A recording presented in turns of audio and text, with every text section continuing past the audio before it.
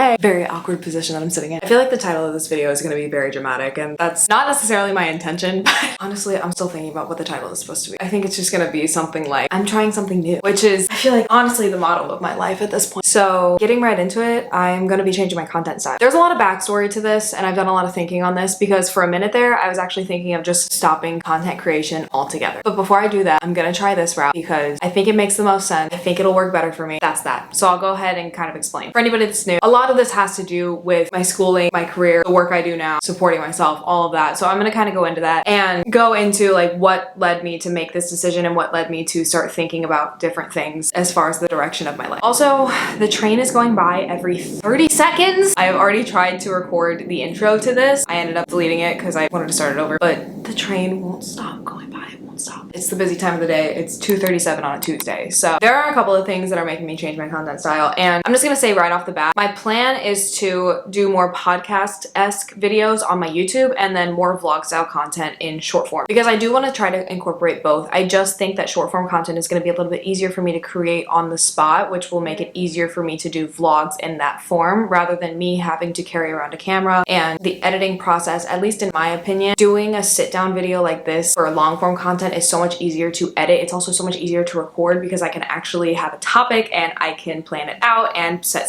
time aside as, sorry, my brain is going faster than my mouth, so I can't speak as fast as I want to. But being able to actually set aside time and schedule videos rather than just vlogging whenever I feel like vlogging is going to be a lot different, and I feel like it's going to be a lot easier for me to handle whenever I do go back to school. And something that made me start to question this was I actually did get a comment, and I'm going to delete this comment off of the video because I don't want anybody to attack this person, but I got a comment on my last video that said something along the lines of like, I love the consistency. I really hope that you don't ditch us again. And I didn't take that as like a personal attack. I didn't take it as to who I am as a person or my character. I did really start thinking about it though, because I was sitting there like, I cannot promise that I won't go a few weeks without uploading, or I can't promise that I won't take time off of uploading again, because the reality of the situation is that my schooling is incredibly demanding. I'm a cellular and molecular neuroscience major. Within the next couple of months, I'm going to be doing biology, chemistry, health psych, and another lecture class. I will be spending hours and hours and hours on campus. I will be working as much as I possibly can. With football season, we get extremely busy. My hours usually increase a little bit more, and I have to work. YouTube is something that I love to do. It's my creative outlet. I've been doing it for years, so I always keep coming back to it, but it's really hard for me to make it a priority whenever it's not something that brings me income. It's not something that is helping with my school necessarily. I don't want to say it's the only personal benefit because everything that I'm doing is a personal benefit, but it's the only thing that it does bring me is that creative outlet aspect of things. Now, if I was doing this as like a side gig or like a part-time job kind of thing, and I was working with brands or I was getting some income, like then I would feel a lot better about putting more time into it. But once I get to school, the only thing that is on my mind is making sure that I pass all my tests, I write all my papers, and I'm able to pay rent. Those are my big three, and usually they take up all of my time. And majority of the time, I don't even have time for myself. So for me to try and put more time into YouTube is just really hard, at least as far as vlogging is concerned. When doing sit down videos, in my opinion, they're much easier to edit. They're also much easier to plan out. And it's one of those things that like I can record multiple videos in one day rather than having one video span multiple days and me just vlogging randomly whenever I feel like it. With that being said, putting vlogs on short form content I feel like would be a lot easier for me to do in the moment. I don't have to carry around my camera all the time. I can just pull out my phone. Short form content doesn't have to be 20, 30, 40 minutes long. It can be 10, 20, 30 seconds, right? So, and I still take pride in all of the short form content that I put out, but I also just think that, again, it's going to be a lot easier for me to be able to do like in the moment. That way I still can show the lifestyle of a 23-year-old supporting herself in the third largest city in the United States while studying cellular and molecular neuroscience, because I do get a lot of questions of what it's like to live in the city. I do get a lot of questions of what it's like to go to school in the city. And I think that my YouTube can act as like a more in-depth version of some of the things that I post on my short form. There's so many topics that I would love to talk about, and I'm so good at rambling. I love rambling. Something else that made me really question this or actually consider this was what direction I want to go in for grad school. When I originally switched my major, if you don't know, I was a business major and now I'm cellular molecular neuroscience. I originally went into it with the idea to go into research and doing research specifically in the neuroendocrinology field because I have a lot of passion for women's health, and I felt like neuroendocrinology was the best way to combine my love of neuroscience with my passion of women's health and get some of the answers that I am looking for. I'm interested in all aspects of the brain. It's just if I had to choose one specific area to go into, neuroendocrinology would definitely be it. As of right now, that could change. But the idea of becoming a medical doctor or getting an MD, going to medical school, becoming a surgeon of some sort or whatever, like that has crossed my mind on numerous occasions. I was really thinking about this decision a couple of weeks ago because it got brought to my attention the fact that if I were to take the normal route that most people who want to go into the healthcare industry take, technically I would be taking the MCAT this spring. Now, is that going to happen?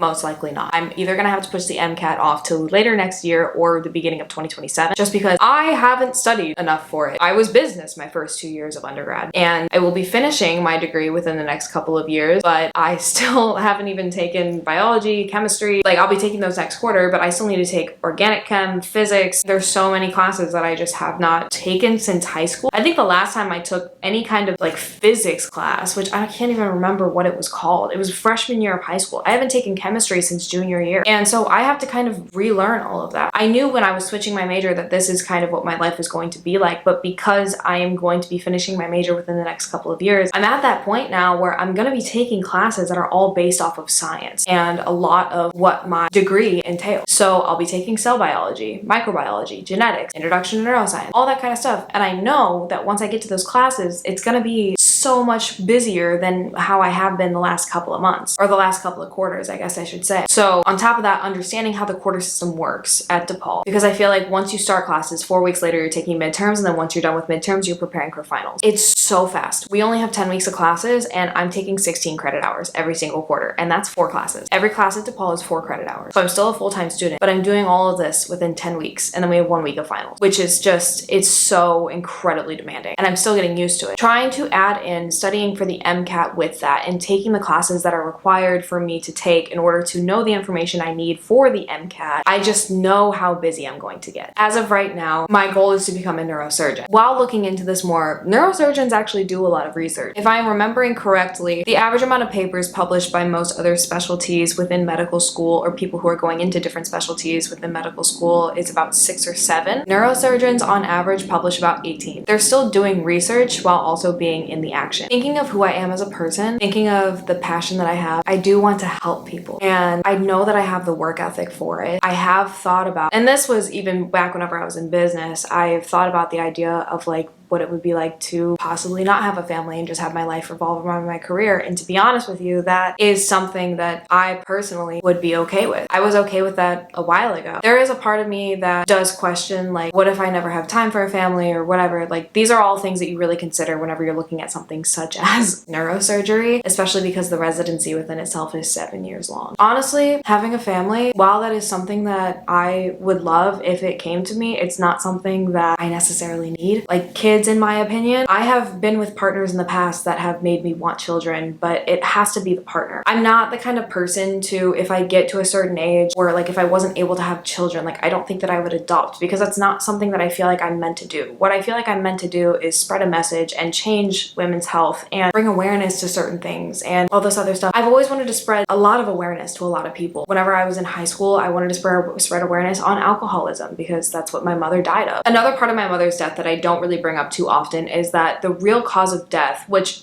like chronic alcoholism and hypertension is what is written on her death certificate, but my mother had a heart attack, and she was having a heart attack for the last couple of days of her life. A lot of my TikTok following came from a video that I did based off of the anniversary of my mom's death, and I was telling the story of what had happened the last couple of days of her life. I mentioned that she was sick the last couple of days of her life, which is the symptoms of a woman having a heart attack, but the fact that we don't know, like it's not general knowledge that that is the symptom of a heart attack in women is crazy. When you hear things like you have shooting pain down the left side of your arm, your chest feels really tight, like that's whenever you think like, oh, that's a heart attack. But for women, it's completely different. And we're not told that because we don't have that kind of education out there. We don't have people spreading that kind of awareness. And I even just watched a video on TikTok of this girl talking about how her roommate was like having a really bad reaction to an IUD, and the firefighters didn't even know what an IUD was. It's like, how is this not common knowledge at this point? And it just, every single time that I hear something like this or I talk to people about it, it makes me so angry and it makes me want to change those things. And I feel like if I were to go into research, yes, I could make a difference, but I also want to be able to be the one to save people and to, I don't know, if I could have it all, and this is like big dream, right? You have goals and you have dreams. Goals are realistic and dreams are kind of like that delusional part. Like if I could have everything, I would love to be a neurosurgeon and be the one helping save lives and do all that, and then have my own lab where I can do the research that I want to do and answer the questions that I have. I also just think that getting a medical degree would give me a little bit more security than getting a PhD. With that kind of career path in mind, I will be also studying for the MCAT. The last couple of weeks, I've been trying to really think about what is it going to take in order for me to make sure that I have all my ducks in a row and I have everything set in place so that I can set myself up for success. August was a really rough month for me. I went through a lot, like at the end of July, and so much happened that I wasn't able to fully process everything. In August, I was processing things. I fell into like old habits and I'm getting out of those again. I'm finding myself again, and a lot of that has come from this fire that I have in me to be the best kind of doctor and student that I can be in the future. I've also noticed that I get out of those slumps usually whenever I'm leading myself on the right path. Something that I have had a really hard time with, especially when talking to people around me that know me and like being like, hey, can you see me as a neurosurgeon? A lot of people around me say absolutely, but my family especially, they saw me as like this business person for so long. Like that's what I wanted to do, but it's not what I love. I loved learning about it. I loved trying new things, and I found a lot of passion in some of the areas, but it just wasn't like, I don't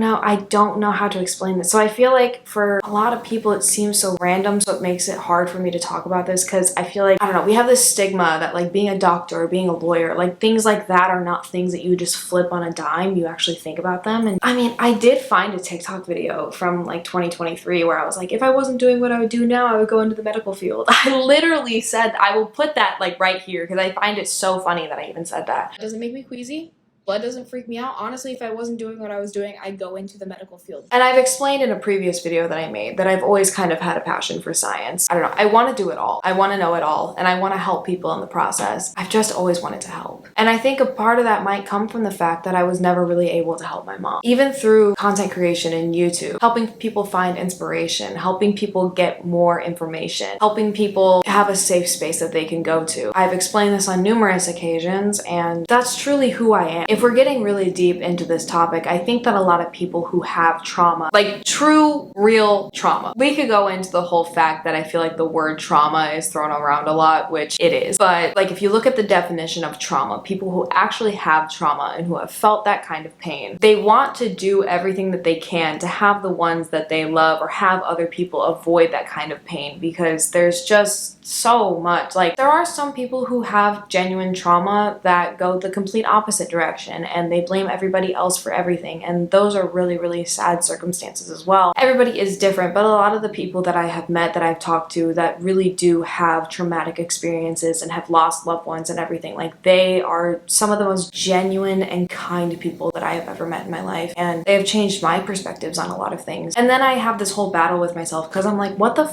do I care what other people think? Because it's my life and I'm gonna do what I want. I've actually been thinking about this for months, but there were a couple of instances where I thought that medical school would not even be possible for me, so it wasn't something that I even considered, and especially something like neurosurgery, because I knew that if I went into medical school, I wouldn't just go into wanting to be like a regular physician. I would want to be a neurosurgeon. I would want to be the top of what I can be, especially understanding that the next decade and a half of my life is going to be me building that career with medical school, residency, fellowship, all of that kind of stuff. And it is going to be a very hard road. But at the end of the day, that path that I've decided to take is my #1 priority. And while I would love to say that YouTube is a priority for me, it just simply can't be. I'm only one person. I can only do so much. And with having to work and go to school and still be able to take care of myself, there really is just hardly any time to do that. So coming back to the main point of this video, my content style is going to be changing. On YouTube, I'm going to be doing a lot more sit down talking videos like this. It's what I'm good at. I love to ramble, and there's so many different topics that I plan to have my videos span. Some of my longer form content will include topics that help people change their perspectives on things. I definitely want to start discussions. I will definitely be saying opinions in a lot of my sit down videos, because I also think that that is what not only brings the discussion, but also brings in some different perspectives. And I think that that is such a beautiful part of life too. That's why podcasts are so amazing, is because not only can you learn from them, but hearing somebody else talk about a certain topic can make you think about things in a different way and have you apply that kind of thinking to other areas of life. And I think that that is a beautiful way to grow. I have so many ideas. Not only will they be like opinion-based videos, but I'll talk about life in the city. I'll talk about stuff with science. I'll talk about stuff with fitness. Like, I will talk about all of the things that interest me and my experiences with things. And if I'm being completely honest, if you look at a lot of my vlogs, a lot of what I do is ramble. I might as well just have a damn podcast. I've been talking about it for years. So I don't want to call this a podcast. It's just gonna be my YouTube channel. It's just gonna be my version of long form content. If you want to see more vlog style content, make sure to go over to my TikTok. That will probably be where I post the most. I'll try to post more on Instagram too, but I feel like in my head, and maybe I'll get over this one day, but TikTok is more so of like a spam account to me. I don't post everything that I post on TikTok on Instagram. TikTok, I'm fine with uploading whatever. So I will say YouTube and TikTok will probably be my main platforms. I will definitely be posting on my Instagram stories a lot. I will try to make some more posts with Instagram, maybe I don't take a lot of pictures. That's my problem, is like, I think of Instagram as like pictures, and yes, reels are a thing, but if I'm already posting it on TikTok, you know, whatever. I'll also be posting my short form content on shorts as well, because why not? This way of doing content for me, if it ends up not working out, then I'll stop doing it or I'll change directions again. I was genuinely, once I made the decision that I was going to go in the direction of even just studying for the MCAT and adding that onto my plate, I was having the idea of just not creating content at all. I thought I would have to completely give it up. And it really hurt because that's not what I want to do. But at the end of the day, my career comes first. My future comes first. That is what I have to focus on. I've decided to go in the career direction that is probably one of the most demanding out there. And if that does change, then it changes. If moving to Chicago and changing my major and doing all of this has taught me anything, it's that it's okay to change your mind. And you're not supposed to have everything figured out. You're really just supposed to do the best you can and honestly just do the things that you want to do, because who the f cares? It's your life. That's enough for this video. I've been recording for 28 minutes. I'm going to assume it's probably going to be around 20-25. With some of my other videos, they'll probably go into 30, 40, 50 minutes maybe. We'll see how this whole sit down talking podcast style video goes. To end it here, I want to thank you all so much for watching. Please make sure to hit the subscribe button down below if you have not already. The rest of my socials will also be in the description box if you would like to watch them. I will see you all soon with my next video. I love you all. Do what you want to do. What anybody else thinks. Even if it seems impossible, just know that you'll figure it out. Bye. You a move body giving interviews. I'm just saying I'm amused, but you ain't even flexing. Think you cool, tatted up, cover warm, different vibe, you new improved, but you ain't even flexing. But you ain't even flexing.